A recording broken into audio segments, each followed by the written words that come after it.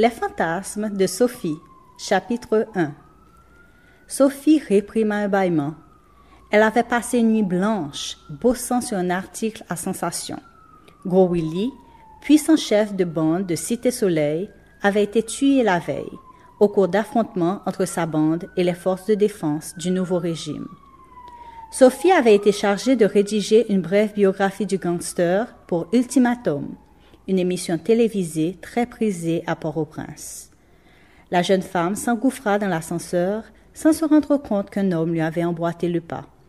Elle prit conscience qu'elle n'était pas seule au moment où elle voulut appuyer sur le bouton. Quel charme! L'inconnu dégageait une odeur si délicieuse que Sophie avait envie d'aller respirer dans son cou. Elle détailla l'inconnu de la tête aux pieds avec rien d'effronterie. Veste claire, chemise blanche, ceinture de cuir noir, pantalon rayé, mocassins noirs. Bel homme? Comment? Il avait posé une question. Elle n'avait rien entendu. Quel étage? Répéta-t-il. Ah, c'était donc cela. Sa voix était grave, chaude. 4e, merci. Sophie tressaillait, gagnée d'une fièvre soudaine, une fièvre de désir pour cet inconnu qui la regardait avec insistance à présent. Ses sens étaient aussi affolés que les siens. C'était flagrant. Il suivait la courbe de son visage, plongeait dans le décolleté de son chemisier, poursuivait sa course sur sa jupe courte, s'attardait sur ses cuisses et descendait enfin sur le pourtour de ses jambes, jusqu'à ses sandales à talons. Sophie se voyait soudain nue sous ses yeux déshabillateurs. Une douce chaleur l'envahissait, là, au fond de son ventre, entre ses cuisses.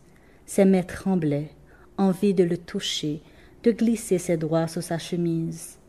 L'imagination de Sophie vagabonda, et dans ses fantasmes, l'homme la pressait fougueusement contre lui et s'emparait de ses lèvres, d'abord avec douceur, puis avec de plus en plus de passion, perdant peu à peu le contrôle de lui-même. Arrêt de l'ascenseur.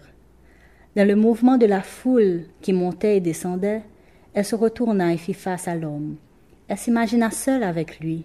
Elle défaisait sa braguette et sa paume redessinait le contour de son membre bandé. Le souffle de l'homme dans son cou s'approfondissait, s'accélérait.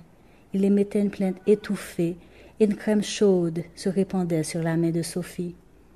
L'odeur du plaisir remplaçait celle des corps compressés de l'ascenseur. Des bras forts l'enveloppaient, l'inconnu lui caressait les cheveux, le dos et la nuque. Sophie, frissonnante, s'imprégnait de son parfum. Leurs langues se cherchaient, se mélangeaient, se dévoraient dans un contact langoureux, passionné, affamé. Dans le tumulte des pensées vagabondes de Sophie, les mains viriles de l'inconnu emprisonnaient ses seins. Délicieuse torture. Leurs corps se serraient. La danse commençait rythmée, endiablée. Des reins de l'homme montaient la sève chaude. Les jambes tremblantes, la respiration encore rapide, ils se rajustaient. Un dernier regard, un dernier sourire complice, et leurs chemins se séparaient à jamais. Arrêt au 4e étage. Fin des fantasmes. Alors qu'elle s'apprêtait à quitter l'ascenseur, l'inconnu la gratifia d'un charmant sourire auquel Sophie répondit. Elle se savait sexy, habillée d'une jupe très courte mettant en valeur ses fesses et d'un chemisier blanc légèrement ouvert, à demi transparent, laissant voir un soutien-gorge blanc en dentelle. Elle prit la direction de son bureau et sentit les yeux de l'homme rivés sur ses jambes interminables. Les sandales à talons aiguilles lui donnaient une démarche particulièrement provocante.